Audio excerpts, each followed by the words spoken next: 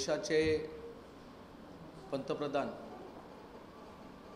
परत एकदा नरेंद्र मोदी साहेब व्हावे, देशामध्ये देशाची जनतेची सेवा करायला परत एकदा संधी द्यावी, हा संकल्प महाराष्ट्रामधून शिवसेनेप्रमुख उद्धवजी ठाकरे साहेब आणि भारतीय जनता पक्षाचे उपमुख्यमंत्री आदरणीय देवेंद्र फडणवीस साहेबांनी घेतला आणि म्हणून महाराष्ट्रामध्ये खूप चांगल्या पद्धतीनं एक निष्ठेने ह्या ठिकाणी युती झालेली आहे। या युतीच्या संदर्भातच आज सातारा जिल्ह्यामध्ये आम्ही एकत्रपणे एक पत्रकार परिषद घेत आहे।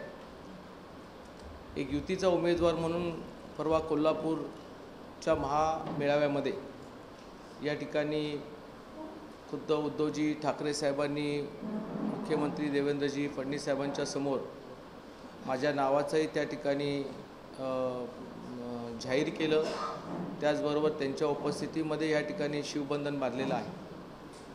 आज सातारा जिल्हा निवडणुकीमध्ये मी पाहताना सातारा जिल्ह्यातील असणारे अविकसित कामं, दुर्लक्षित असणाऱ्या आमच्या ग्रामीण भागामधील असणाऱ्या वाडी वस्त्यांची कामं, त्याचबरोबर धरणांचं पाणी जे या सातारा जिल्ह्यामध्ये पहिल्या दुष्काळ भागामध्ये पोचवलं गेलं पाहिजे होतं, शेतकऱ्यांच्या असणाऱ्या ऊसाच्या दराच्या संदर्भामध्ये, त्याचबरोबर अन्य असे कित्येक विषय आहेत ज्या विषयाला अनुसरून आम्ही या ठिकाणी निवडणुकीच्या रिंगणामध्ये उतरलेले आहोत। साहजिकच आहे की सातारा जिल्ह्यामध्ये माझा बराचसा परिचय आपल्याला आहे, तरी मी स्वतः पाटण तालुक्यामध्ये आहे।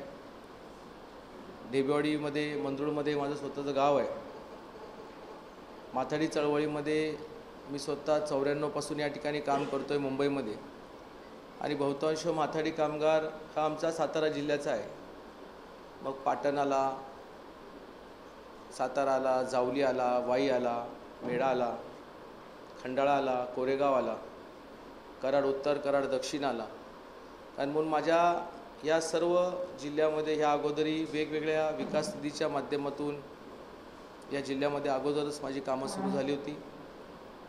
निवडणुकीच्या दरम्यान युतीचा उमेदवार म्हणून हा निर्णय घोषित होईल असं मी बऱ्याचशा पत्रकारांना त्यावेळेला सांगत होतो, आणि मी आपल्याला या अगोदरी भेटला असताना एवढंच सांगितलं होतं की आम्ही युतीचा उमेदवार म्हणजे शिवसेना प्रमुख सन्माननीय उद्धवजी ठाकरे साहेब आणि मुख्यमंत्री देवेंद्रजी जे निर्णय देतील त्या निर्णयाला आम्ही बांधील राहून त्या ठिकाणी काम करू। आणि म्हणून मी आज या निवडणुकीच्या रिंगणामध्ये उतरलेलो आहे। विकासाच्या बरोबर हा सातारा जिल्हा हा ऐतिहासिक वारसा नावाजलेला जिल्हा आहे, शिक्षण क्षेत्रातला हा जिल्हा आहे, कामगार चळवळीचा जिल्हा आहे, आणि ह्या जिल्ह्याला, या ऐतिहासिक जिल्ह्याला हिस्टॉरिकल कॅपिटल म्हणून आपण म्हणू की ऐतिहासिक राजधानी म्हणून नावाजला गेला पाहिजे, हा एक बऱ्याच वर्षापासून हा मुद्दा मी मांडत आलेलो आहे। आणि नक्कीच या जिल्ह्याचं नेतृत्व करत असताना हे पूर्ण मुद्दे मी या ठिकाणी मांडणार आहे। दुर्लक्षित असणारे मुद्दे जे मागच्या 10 वर्षापासून जे न घडणारे जे मुद्दे होते, त्यामध्ये आमच्या शेतकऱ्यांचं जे धरणातलं पाणी, ज्या शेतकऱ्यांच्या जमिनी या धरणांसाठी गेल्या आणि त्या जमिनीच्या मोबदल्यामध्ये जो काय आम्हाला मोबदला मिळाला पाहिजे होता तो मिळाला नव्हता। चंद्रकांत दादा आमचे मंत्री महोदय यांच्या नेतृत्वाखाली तो आम्हाला त्या ठिकाणी मिळाला। त्याचबरोबर युतीच्या सरकारने जे कोयनेमध्ये धरणग्रस्त किंवा जे स्थलांतर झालेली मंडळी आहेत त्या कोयनेच्या असणाऱ्या धरणग्रस्तांचे या ठिकाणी माहिती गोळा करायची आता पूर्णपणे त्या टप्प्यावरती चालू आहे, आणि त्यांनाही राज्य सरकार या ठिकाणी काही मोबदला मिळवून देणार। जसं आम्ही वांग मराठवाडीला दिलेला आहे तसं त्याही त्या ठिकाणी मिळणार, हे आमचं प्रयत्न या ठिकाणी आहे। बऱ्याच वर्षापूर्वीपासून ही घोषणा झाली होती की कोकणामध्ये आणि सातारमध्ये ही एक ट्रेन त्या ठिकाणी होईल, म्हणजे चिपळूणमार्गी ट्रेन आमच्या पाटणमध्ये होईल, परंतु आजपर्यंत त्याचा शुभमुहूर्त या ठिकाणी लावलेला नाही आहे। नक्कीच आम्ही त्या ठिकाणी पूर्णपणे लक्ष घालून या निवडणुकीच्या जबाबदारी व्यवस्थितपणे हाताळून विजयश्री झाल्यानंतर ते क्रमपात्र आम्ही त्या ठिकाणी करू। मोठ्या प्रमाणामध्ये टोल नाक्याचा जो झोल आहे तो सर्वांना कल्पना आहे. टोल हा फार मोठी एक आर्थिक रसद काही मंडळींची या ठिकाणी आहे आणि त्या रसदीचा फार दुरुपयोग त्या ठिकाणी होत आहे. आणि म्हणून कमीत कमी सातारकरांसाठी, म्हणजे जे मुंबई आणि पुण्यामध्ये प्रवास करत असतील, सातारवरून बँगलोरमधून येणार असतील, त्यांच्याबद्दल मी एवढं भार देणार नाही, परंतु कमीत कमी जे सातारकरची मंडळी जे दैनंदिन कराडामधून, कराडपासून सातारला येत असतील, उमरसपासून आपल्या या ठिकाणी येत असतील, त्याचबरोबर आमचा आनेवाडी टोल नाका आहे जिथे आमचं पाचवड म्हणा त्या परिसरातील लोक, ह्या असणाऱ्या सातारकरांसाठी आम्ही नक्कीच या ठिकाणी टोलमुक्त करण्याच्या संदर्भामध्ये मुख्यमंत्र्यांना या ठिकाणी आम्ही विनंती त्या ठिकाणी करू. कारण ज्या टोलमुळे या वेळोवेळी गोंधळ झालेला आहे त्याच्यामुळे सातारकरांसाठी तर टोलमुक्त करण्यात यावं, हा एक मुद्दा आम्ही या आमच्या कार्यक्रमामध्ये घेणार आहोत. आपण जर पाहिलं तर पुणे फार मोठ्या प्रमाणामध्ये डेव्हलप झालं, कोल्हापूर त्या ठिकाणी डेव्हलप झालं आणि पुणे आणि कोल्हापूरचा मधला आमचा सातारा, इवन दो इस्लामपूर तो भाग सगळा डेव्हलप झाला, एक औद्योगिक क्षेत्र फार मोठं झालं, परंतु आमच्या औद्योगिक क्षेत्राला आजपर्यंत वेगवेगळ्या कारणास्तव महत्त्व मिळालं नाही. मग त्या ठिकाणी काही लोकांची भांडणं झाली, कारखानदार या ठिकाणी मनमोकळेपणाने व्यवसाय करू शकत नाही. व्यवसाय जर आले नाही, उद्योग जर वाढले नाही तर डेफिनेटली की आपल्या जिल्ह्यातला जो शिकलेला तरुण आहे तो या ठिकाणी बेरोजगार होतो आणि मग कुठेतरी इतर जिल्ह्यामध्ये तो त्या ठिकाणी व्यवसायासाठी कामाला त्या ठिकाणी जात असतो. म्हणजे आपल्या जिल्ह्याची एवढी चांगली MIDC असून देखील पण आज आपल्या जिल्ह्यामध्ये उद्योग व्यवसाय चालत नाही. हे फार गांभीर्याने लक्ष देऊन आम्ही आमचे मंत्री महोदय सन्माननीय सुभाषजी देसाई साहेबांच्या माध्यमातून या उद्योगाच्या संदर्भामध्ये एक असा चांगला कार्यक्रम आखू, ज्या कार्यक्रमामध्ये जे कामगार आहेत त्यांना न्याय मिळाला पाहिजे, पण जे खरे व्यवसायधारक आहेत त्या व्यवसायधारकांवरती जर कुठल्या प्रकारे गुंडांच्या माध्यमातून, कुठल्या युनियनच्या माध्यमातून जर कशा प्रकारे जर त्रास होत असेल तर अशा लोकांचाही बंदोबस्त करण्याचा कार्यक्रम आम्ही या ठिकाणी आखलेला आहे. याचबरोबर आम्हाला हॉस्पिटलची फार मोठी एक सोय होणं गरजेची होती. एक सातारमध्ये स्वतःचं एक हॉस्पिटलचं कॉलेज व्हावं, मेडिकल कॉलेज व्हावं, ही मागणी बऱ्याच वर्षापासूनची होती, पण अजून पाहिजे तसं काय त्याचा प्रवास सुरू झालेला नाही आहे. नक्कीच आम्ही या निवडणुकीच्या नंतर या सगळ्या गोष्टीमध्ये बारकाईने लक्ष घालू आणि ह्या असणाऱ्या सगळ्या सातारकरांचे विषय आम्ही त्या ठिकाणी मार्गीच लावू. आज युतीचा निर्णय होत असताना महामेळाव्याच्या माध्यमातून आम्ही RPI सन्माननीय आठवले साहेबांचा आमचा गट आहे, आमचा जानकर साहेबांचा गट आहे, आमचे सदाभाऊ खोत असतील, आमचे विनायकराव मेटे असतील, आमचे सर्व मित्रपक्षांना घेऊन आम्ही या निवडणुकीला सामोरं जाणार आहोत. आणि मला विश्वास आहे की राज्याचे मुख्यमंत्री आदरणीय देवेंद्रजी फडणवीस साहेब, आमचे शिवसेनेचे प्रमुख उद्धवजी ठाकरे साहेबांनी जो या महाराष्ट्रामध्ये 40 खासदारांना मोदी साहेबांच्या सोबत देशाची सेवा करण्यासाठी पाठवण्याचा जो निर्धार केलेला आहे तो पूर्णपणे आम्ही यशस्वीरित्या या ठिकाणी पार पाडू. आणि मला मोठ्या प्रमाणामध्ये सातारकर वेगळ्या पद्धतीनं एक मनापासून या ठिकाणी मतदान करून माझ्या पाठीशी उभे राहतील, एवढीच माझी अपेक्षा या ठिकाणी मी व्यक्त करतो.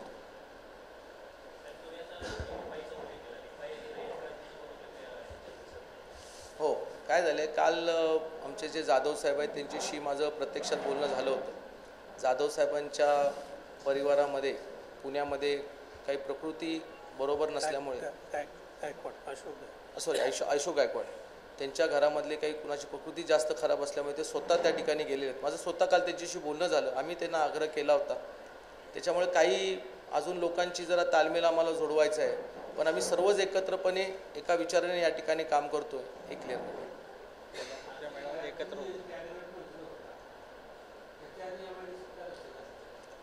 मी कॅबिनेट मंत्री नव्हतो.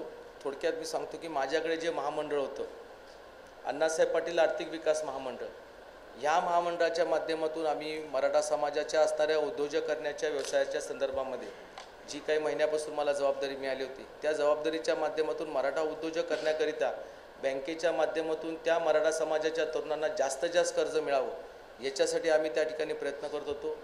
महाराष्ट्रामध्ये मी 16 जिल्हे त्या ठिकाणी स्वतः दौरे केलेले आहेत आणि त्याचा एक भाग म्हणून मागच्या 15 दिवसापूर्वी मी या ठिकाणी सातारा जिल्ह्याचा दौरा त्या ठिकाणी केला होता. मी कॅबिनेट मिनिस्टर असतो तर नक्कीच त्या ठिकाणी लक्ष घालं असतं, परंतु काही गोष्टी आपल्यालाही कल्पना आहे, आपण सातारकरचेच आहात, आपल्याला त्या MIDCमध्ये काय चालतं काय नाही चालत, त्याच्यापेक्षा जे अयोग्य चालतं त्या अयोग्य आता यानंतर चालवायचं नाही, म्हणून या ठिकाणी आम्ही एकत्रपणे आलेलो आहोत.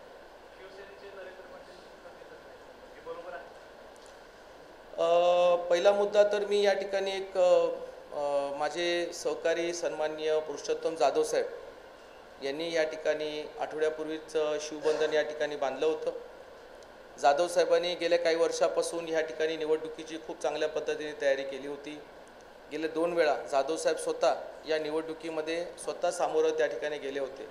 त्यांचा खूप दांडगा अनुभव त्या ठिकाणी होता, परंतु युती म्हणून मुख्यमंत्री आणि उद्धव साहेबांनी एक निर्णय घेतला, ज्या निर्णयाला सन्माननीय उद्धवजी ठाकरे साहेबांनी परवाच्या महामेळाव्याच्या निमित्ताने काही चर्चा या ठिकाणी घडले आणि म्हणून जाधव साहेबांनी आम्ही एकत्रपणे या ठिकाणी काम करतोय.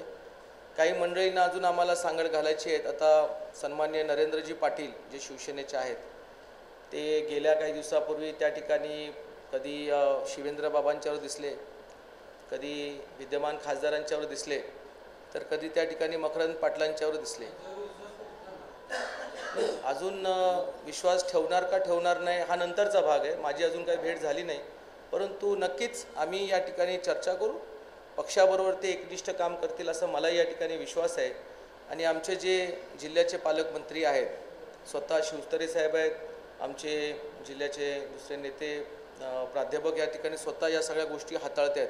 त्याच्यामुळे मला तर काय वाटत नाही की आमच्यामध्ये शिवसेनेमध्ये कुठल्या प्रकारे गटतट या ठिकाणी होईल. उलट 95ला ज्या वेळेला पहिल्यांदा शिवसेनेचा खासदार झाला, ज्या वेळेला ताकदीने लढत त्यावेळेला झाली होती, त्याच्यापेक्षा जास्त ताकदीने लढत ह्या वेळेला होणार आहे. कारण यावेळेला भारतीय जनता पक्षाचाही फार मोठा या ठिकाणी सहभाग शिवसेनेबरोबर राहणार आहे. आणि म्हणून शिवसेना, भारतीय जनता पक्ष व आमचे सर्व मित्रपक्ष एकत्रपणे ह्या ठिकाणी लढून आम्ही या ठिकाणी विजयश्री या ठिकाणी आणू. राजकारणामध्ये कुठेतरी पुढे मागं व्हावं लागतं. मीही गेल्या काही वर्षापासून मुख्यमंत्र्यांच्या भारतीय जनता पक्षाच्या माध्यमातून काम करत होतो. अचानक थोडासा निर्णय त्या ठिकाणी बदलला आणि फार कमी वेळामध्ये मला या ठिकाणी जबाबदारी घेण्यासाठी निर्णय दिलेला आहे. जाधव साहेबांच्याबद्दल नक्कीच उद्धव ठाकरे साहेबांना याची पूर्णपणे कल्पना आहे आणि काही चर्चा त्या ठिकाणी एकत्रपणे घडल्या गेलेल्या आहेत. त्याच्यामुळे कुठेही अन्याय न होता जाधव साहेबांनाही योग्य त्या ठिकाणी संधी त्यांच्या असणाऱ्या पुढच्या वाटचालीमध्ये देतील असं मला पूर्णपणे अपेक्षा आहे. विधानसभेला नाही, मी अजून ते सांगू शकत नाही, कारण त्याला बरेचसे पक्षाची मंडळी असतात, ते ठरवतात की विधानसभेला काय करणार आहे. युती होणारच आहे आणि युतीच्या वेळेला काय होणार ते त्यांना सांगतात. मी अजून त्याबद्दल बोलणं योग्य नाही.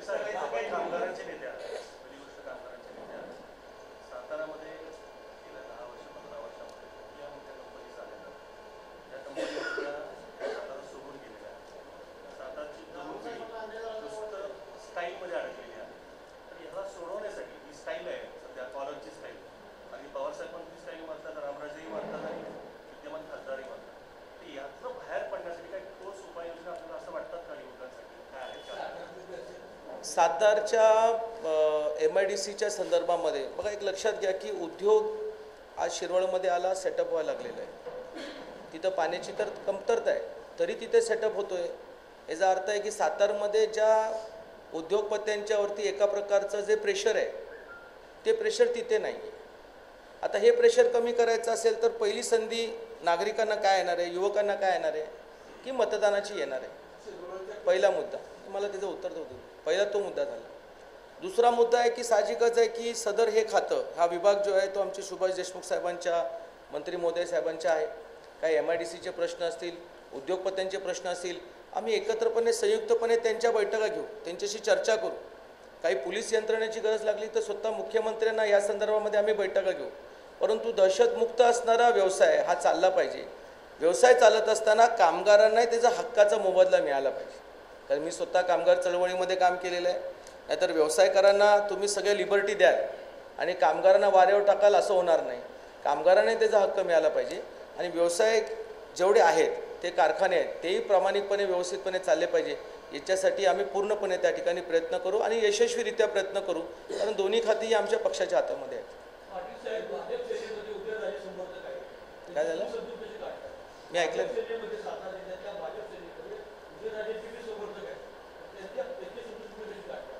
काही प्रॉब्लेम नाही आहे, मला तर एवढं काही अवघड वाटतच नाही आहे. मला कित्येक लोकांनी मला फोन करून मला शुभेच्छा दिलेल्या आहेत, ते माझ्याबरोबर आता पुढच्या येणाऱ्या काही दिवसामध्ये काम करतील. एकटेच फक्त नरेंद्र पाटील जर सोडले, बाकी सगळी मंडळी आम्ही एकत्रपणे काम करतोय आणि नरेंद्र पाटील पण येतीलच. त्याच्यामुळे जर आम्हाला काही अडचण वाटली तर आम्ही पक्षांच्या श्रेष्ठीकडे ह्याबद्दल ती त्यांना सांगू, त्यांना योग्य ती समज दिली जाईल. त्याच्यामुळे मला तर काही अडचण वाटत नाही. त्या विषयावर सर बोलतील ना बरं का आमदार, जो तुम्ही विषय मांडताय नरेंद्र पाटील सर बोलतील, त्यांच्या भूमिका ते मांडतील. नाही आमदार काय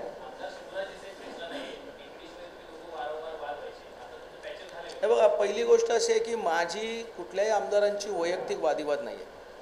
एका तत्वाच्या मुद्द्यावरती तो वाद होता आणि तोही आपल्याला कल्पना होती की वांग मराठवाडीचाच तो मुद्दा होता, त्याच्या पलीकडचा काय नव्हता आणि महिन धरणाचा तो विषय होता. आजच्या पत्रकार परिषदेमध्ये त्यांनी उपस्थित राहावं हे मी त्यांना स्वतःहून या ठिकाणी फोन केला होता.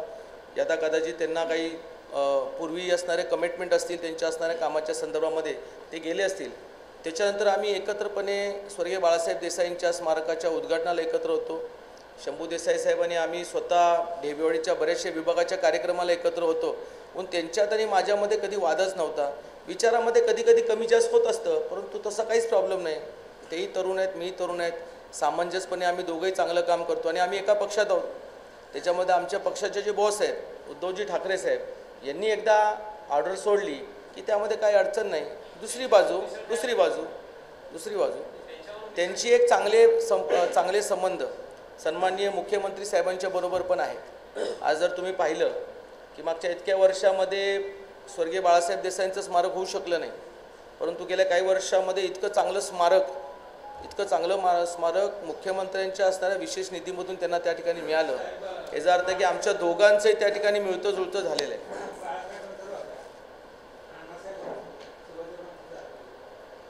वडिलांच्या संदर्भामध्ये आम्ही स्वतः ढेबेवाडीमध्ये या संदर्भामध्ये काम करत होतो.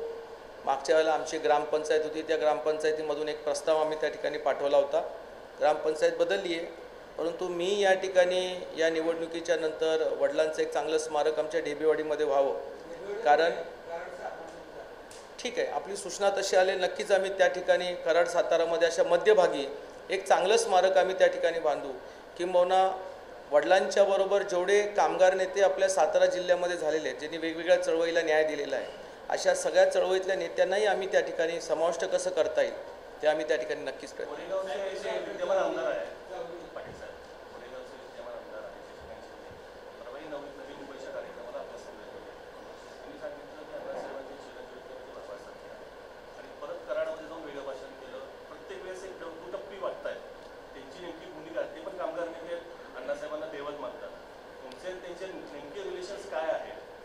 आता त्यांनी का दुटप्पी भूमिका मांडली हे तुम्ही त्यांना जास्त विचारलं पाहिजे, कारण शेवटला ते जो कार्यक्रम झाला तो सगळीकडे लाईव्ह होता आणि मला वाटतं की एखाद्या माजी मंत्र्यांना का तशी ते बोललेत मलाही त्याची कल्पना नाही. परंतु राजकारणामध्ये एक जर आपण पाहिलं की असे कित्येक प्रसंग येत असतात, आपण आपल्या पक्षाचं काम करत राहिलं पाहिजे. म्हणून ते काय मदत करणार नाही. राजकारणामध्ये वडिलांचं नाव घेऊन किती लोकांनी आपला प्रपंच मोठा केलेला आहे हे सातारा जिल्ह्याला प्रत्येकाला माहीतच आहे. त्याच्यामुळे कुणी किती त्यांच्या नावावरचा टिळा लावायचा आणि त्यांच्या मुलाच्या विरोधामध्ये कुणी किती काम करायचं हे प्रत्येकाने ठरवलं पाहिजे ना. ज्या वेळेला ते 99ला सदाभाऊ आमचे सपकाळ हे आमचे जावली मतदारसंघातले आमदार होते, ज्यावेळेला ते उभे राहिले त्यावेळेला सगळेच माथाडी एकवटले होते. सगळेच माथाडी काय त्यावेळेला 99ला राष्ट्रवादी काँग्रेस पक्ष स्थापन झाला होता, काय सगळेच काय राष्ट्रवादीमध्ये नव्हते, परंतु सगळेजणांनी एकवटून त्या ठिकाणी तो एक वेगळा विक्रम त्या ठिकाणी निर्माण का केला, कारण त्याच्या अगोदर काँग्रेसचे आमदार त्या ठिकाणी होत होते. मला वाटतं कदम साहेब होते त्यावेळेला, कधी बिलारे साहेब पण होते, बिलारे गुरुजी पण होते. त्याच्यामुळे एवढा विक्रम चांगला केला. पहिल्यांदा एकदा संधी सातारमध्ये मिळालेली आहे खासदारकीच्या संदर्भामध्ये, त्यांनी नक्की ठरावं काय करायचं ते. पण माथाडी कामगार पूर्णपणे या चांगल्या विचारामध्ये काम करेल, आम्हाला पूर्णपणे विश्वास आहे. मला असं वाटत नाही, कारण शेवटला कामगारांच्या प्रश्नासंदर्भामध्ये आम्ही गेले कित्येक वर्ष एकत्र भांडत आलेलो आहोत. ते जरी मंत्री होते, मी जरी आमदार नव्हतो, तरी आम्ही मोर्चे काढत होतो. सरकार राष्ट्रवादी आणि काँग्रेसचं होतं. आज मंत्री झाले त्यावेळेलाही मी मोर्चे काढले. मी विधान परिषदेचा आमदार होतो म्हणून. कामगार हा आमचा केंद्रबिंदू आहे, राजकारण आमचा केंद्रबिंदू नाही आहे. आणि आमच्या केंद्रबिंदूला आम्ही स्टिक राहून त्या ठिकाणी काम करतो.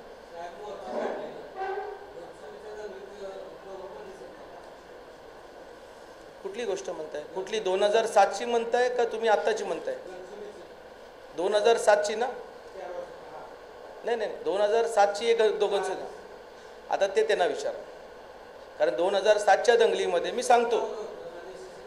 नाही, तुम्ही चुकीची माहिती देताय. मी तुम्हाला समजावून सांगतो. 2007ला ज्यावेळेला घनसोली दंगल झाली होळीच्या निमित्ताने, त्यावेळेला माझा बॉडीगार्ड मेला होता. आणि माझे हे 2 बोटं आणि माझ्या डोक्यावरती अजूनही त्या खुणा आहेत, डोळ्यावरच्या खुणा आहेत. मी स्वतः त्या ठिकाणी अडकलो होतो. आता तिथं कोण पदाधिकारी आलं नाही, का नाही आलं? कोण सरकार होतं, का नाही त्याची इन्व्हेस्टिगेशन झाली? का नाही आजपर्यंत घनसोली दंगलीमध्ये जे मारेकरी होते ते का सापडले गेले नाही? हा प्रश्नचिन्ह आहे. मग त्यावेळेला स्वर्गीय आर पाटील होते गृहमंत्री. आता त्यांना विचारा. मला विचारण्यापेक्षा आज ते नेते आहेत नाही, ते आज विरोधी पक्ष नेते असल्यामुळे काय झालं ते आहे, त्यांना विचारा. आता मध्यंतरी जो ऑगस्ट महिन्यामध्ये जो काय प्रकार घडला, ज्यामध्ये अचानकपणे आमचा माहोल एकदम हाताच्या बाहेर गेला, दगडफेक झाली पोलिसांना आणि तिकडच्या स्थानिकांकडनं, तिकडच्या लोकल रहिवाशांकडनं तोडकर नावाच्या असणारे एका मुलावरती अत्याचार झाला. त्या ठिकाणी त्याचं मरण पावलं. तुम्हाला कुणाला माहीत आहे का नाही, मी स्वतः त्या कोपरखेरणामध्ये त्या डीमार्टच्या इथं होतो. हे कुणाला माहीत नाही, कारण तुमचा आणि माझा सातारकरचा एवढा प्रेसचा एवढा संबंध येत नाही. मी स्वतः तिथे दगडी खात होतो आणि त्यावेळेला मी स्वतः डीमार्टच्या इथं पोलीस चौकीमध्ये गेलो. ती पोलीस चौकी पेटवली. आम्ही त्या पोलीस चौकीची मागची दारं खिडक्या तोडून आम्ही स्वतः मागे पळून बाहेर पडलो. दगड फेकणारे कुणी गाववाले नव्हते त्यावेळेला. दगड फेकणारे त्यावेळेला जी कोणी मुलं होती त्यांना असं वाटत होतं की ही पोलीस चौकी आहे आणि ह्यामध्ये सगळे पोलीस अधिकारी असतील, आणि म्हणून तो प्रकार घडला होता. अजून बराचसा प्रकार तो मी उघड सांगणं योग्य नाही राहणार, कारण शेवटला ते आता कुठेतरी शांत झालेलं आहे. परंतु त्या सगळ्या प्रक्रियेमध्ये मी माझ्या डोळ्याने पाहिलेलं आहे. आणि त्या मुलांना जामीन करण्याच्यासाठीही मीच त्या ठिकाणी पुढाकार घेतला होता. मी स्वतः मुख्यमंत्र्यांशी बोलून एकच विनंती केली होती की माझ्यावर हल्ला झाला त्यावेळेचे मारेकरी सापडले नाही, परंतु आज तोडकरांचे हल्लेखोरी सापडले पाहिजे, त्यांच्यावर कारवाई झाली पाहिजे, हे मीच त्यावेळेला भूमिका मांडली. आणि मुख्यमंत्री भारतीय जनता पक्षाचे होते आणि म्हणून तिकडे आम्हाला न्याय मिळाला. त्यावेळेला मुख्यमंत्री वेगळे होते, त्यावेळेला उपमुख्यमंत्री वेगळे होते, गृहमंत्री वेगळे होते. 2007ला मला अजून तो न्याय मिळाला नाही. म्हणजे माझी जर खतखत म्हटली तर आज 2007वरती माझ्यावरती माझा सहकारी मेला, पण अजून मला न्याय मिळाला नाही. पण तोडकरचा ज्यावेळेला विषय आला त्यावेळेला मी हे शब्द मुख्यमंत्र्यांना सांगितलं आणि त्यांनी ते मान्य केलं. म्हटलं नरेंद्र, कुणावरती अन्याय होणार नाही. जर त्यांच्या लोकांकडनं कुणाकडनं जरी काही असं घडलं असेल, आम्ही कुणाला माफ करणार नाही आणि केस सोडणार नाही. ती घेतली कारवाई.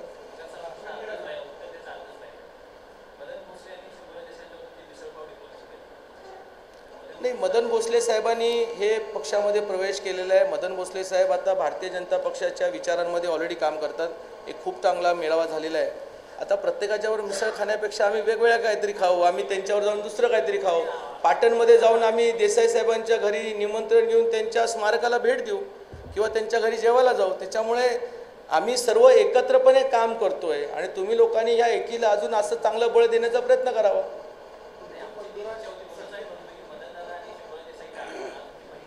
नाही, मदनदादांशी माझं स्वतः बोलणं झालं होतं. त्यांच्या काही कारखान्याच्या कार्यक्रमानिमित्त ते स्वतः मुंबईला, तुम्ही त्यांना फोन करून विचारू शकता आता त्यांची लोकेशन काय आहे. म्हणजे आम्ही सर्वांशी व्यवस्थितपणे चर्चा करूनच एक युतीचे म्हणूनच आम्ही एकत्रपणे ही बैठक घेतलेली.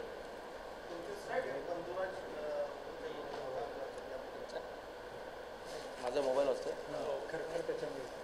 सॉरी. हे बघा, राजकारणामध्ये कोण कुठं जावं, कसं जावं हे प्रत्येकाचं त्या ठिकाणी म्हणणं आहे. आणि त्यांनी काय निर्णय घेतला आहे हा तो मला वाटतं घ्या. तुम्ही खूप आठवण काढत होता तर आमचे आमदार शंभूराज देसाई साहेब आलेले, त्याच्यामुळे तुम्ही ज्या पद्धतीने मागणी करत होता त्यांच्या लक्षात आलं असेल की मग आता नरेंद्रवर मिसळ कधी खायची, म्हणून ते स्वतः या ठिकाणी आलेले. 100% शंभूराज देसाई 101% सहकार्य करणार. ते काय आले ते आले ना, त्यांना कळालं की माझ्यामुळे नरेंद्र कुठे अडचणीत येत असेल तर मी ताबडतोब या ठिकाणी निघून आले. ते स्वतः या ठिकाणी आले. सगळ्यांचं आग्रह आहे की तुम्ही दिसत नाही आहात म्हणून तुम्ही मला एक मदत करणार का नाही करणार असं त्यांचं. तुम्ही या इकडे म्हणजे त्यांचा जरा मनात एक गोष्ट मी आपल्याला निश्चितपणे सांगू इच्छितो की ही लोकसभेची निवडणूक आहे. ही लोकसभेची निवडणूक ही राष्ट्रीय प्रश्न, आंतरराष्ट्रीय पातळीवर देशाची प्रतिमा उंचवण्याचा विषय, उद्योग, शिक्षण, कृषी याच्यासाठी देशपातळीवर घेतले जाणारे धोरणात्मक निर्णय या दृष्टीनं ही फार महत्त्वाची असते. इथं व्यक्तिगत विषयाचा आशय कधी येऊ देऊ नये आणि तो येत नाही. लोकसभा निवडणुकीच्या दृष्टीनं आपण ही गोष्ट पहिल्यांदा लक्षात घेतली पाहिजे. दुसरी महत्त्वाची गोष्ट अशी आहे की आजची देशाची स्थित्यंतराची स्थिती आहे. सीमेवरनं दहशतवाद्यांचे हल्ले होत आहेत, अतिरेकी वारंवार हल्ले करतायत, पाकिस्तान शस्त्रसंधीचं उल्लंघन करत आहे, पाकिस्तान दबा धरून बसलं आहे, चीन टपून बसलं आहे. अशावेळी या देशाला स्थिर सरकारची गरज आहे. जो स्थिर सरकार खंबीर सरकार देऊ शकतं आणि निश्चितपणे देशरक्षणासाठी योग्य निर्णय घेऊ शकतं. त्यामुळे आजच्या परिस्थितीमध्ये शिवसेनेची जी भूमिका आहे ती या देशाला स्थिर सरकार देणारी भूमिका आहे. आज शिवसेना भाजपची जी युती झाली ती या व्यापक राष्ट्रहिताच्या मुद्द्यावर झाली. शिवसेनेनं कायमच राष्ट्रीयत्वाला प्राधान्य दिलं आहे आणि त्या दृष्टीनंच या देशाच्या विषयावर आम्ही खरं तर ह्या लोकसभेला सामोरं जातो. ही महत्त्वाची गोष्ट. त्यामुळं या देशाला स्थिर सरकार देण्यासाठी आम्ही निश्चित प्रयत्न करतो. स्थिर सरकारसाठी बहुमताचा कौल आवश्यक आहे आणि त्या बहुमतासाठी पश्चिम महाराष्ट्रातनं सगळेच्या सगळे खासदार हे महायुतीचे निवडून यावेत यासाठी आम्ही शिवसेना, भाजपा आणि सोबत असलेले सगळे मित्रपक्ष पूर्ण एकत्र येऊन एकदिलानं काम करणार आहोत. ही सगळ्यात महत्त्वाची गोष्ट आहे. त्यामुळे आमच्या डोळ्यापुढं फक्त आता स्थिर सरकार बहुमताचा कौल घेणं म्हणजे पश्चिम महाराष्ट्रातल्या प्रत्येक घरातला एक माणूस आज सैन्यात देशाचं रक्षण करण्यासाठी आहे. आमची अशी अपेक्षा आहे तो सैनिक सीमेवर रक्षण करतोय तर त्याला निश्चितपणे या देशाचं संरक्षण करण्यासाठी ठाम निर्णय घेणारं एक स्थिर सरकार देण्याची आमची गरज आहे.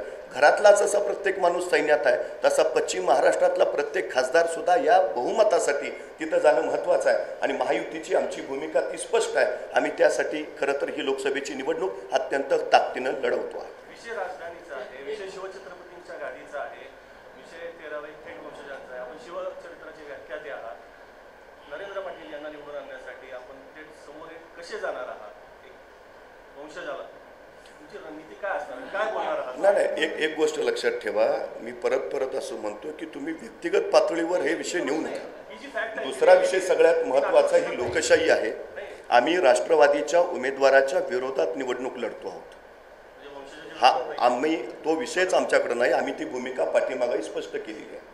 आमची निवडणूक ही राष्ट्रवादी आणि त्याच्याहीपेक्षा असं आमचं म्हणणं आहे की आम्ही इथल्या समस्यांच्या विरोधात लढतो आहे.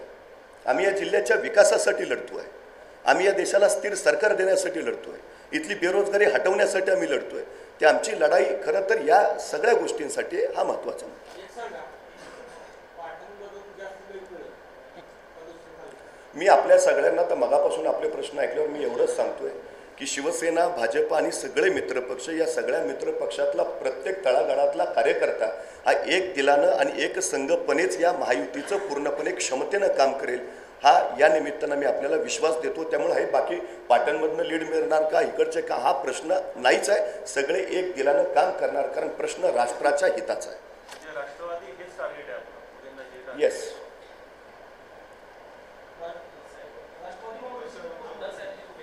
ठीक. सरांची भूमिका तीच आमची भूमिका नाही. सरांनी सांगितले की सरांची भूमिका तीच, पक्षाची भूमिका तीच, आमची भूमिका. त्याच्यापेक्षा वेगळं काय नाही.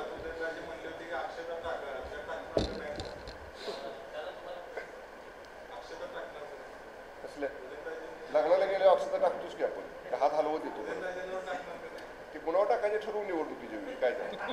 आणि आमचा पक्ष इथं आहे त्याच्यामुळं पक्षाच्या पेक्षा पक्षाच्या चौकटीच्या बाहेर काय नाही. कुणी अभिनंदन केलं? दिसणार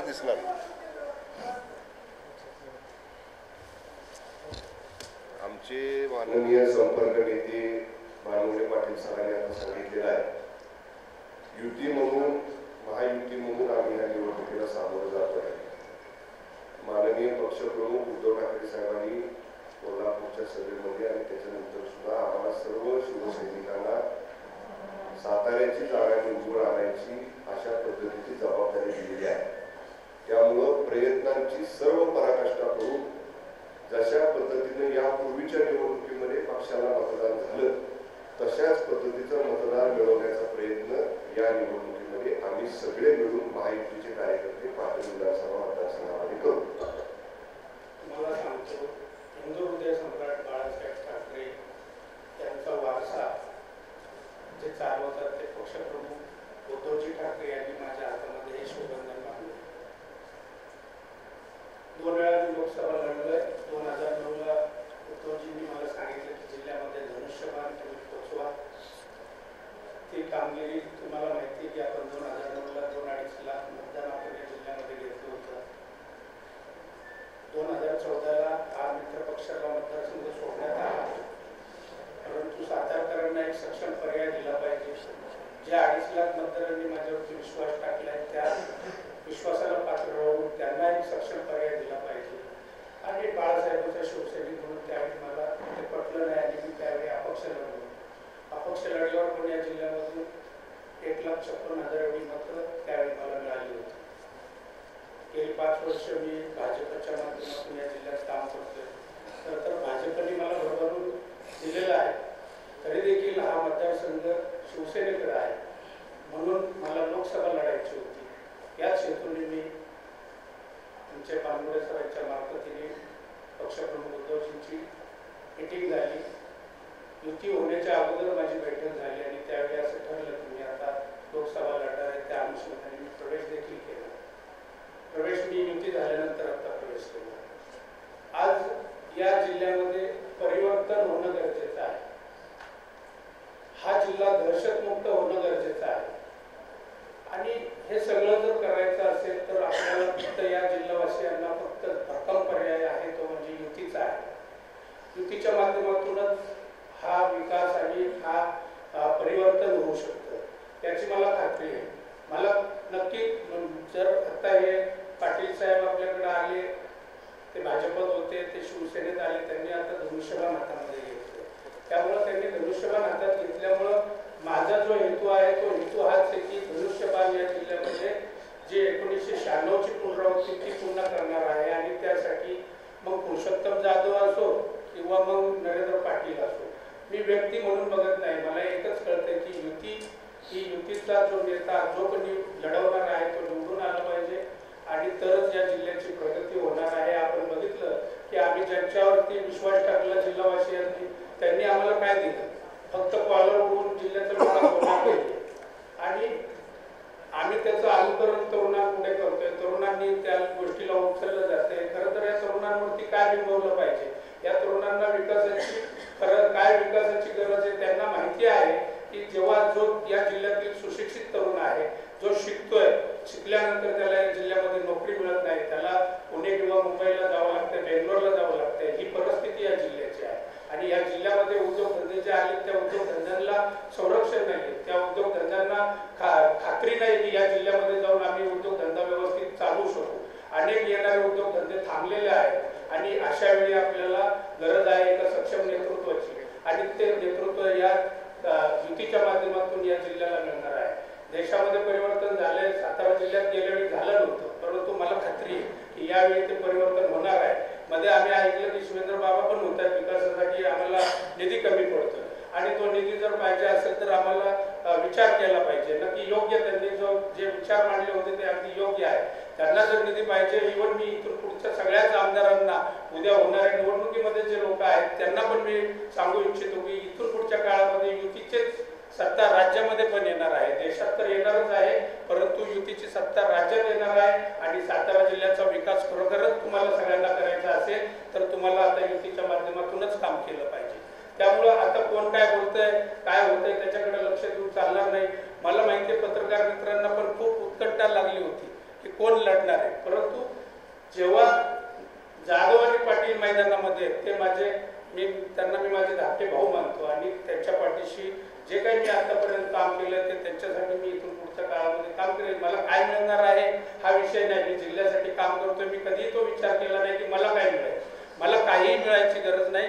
फक्त या जिल्ह्यामध्ये परिवर्तन झालं पाहिजे. इथं चांगला सुसंस्कृत ज्यांनी कामगार चळवळीमध्ये ज्यांनी काम केलेलं आहे, ज्यांच्या वडिलांना मोठा वारसा आहे, ज्यांनी त्यांचाच वारसा घेऊन ते या जिल्ह्यामध्ये काम करणार आहेत.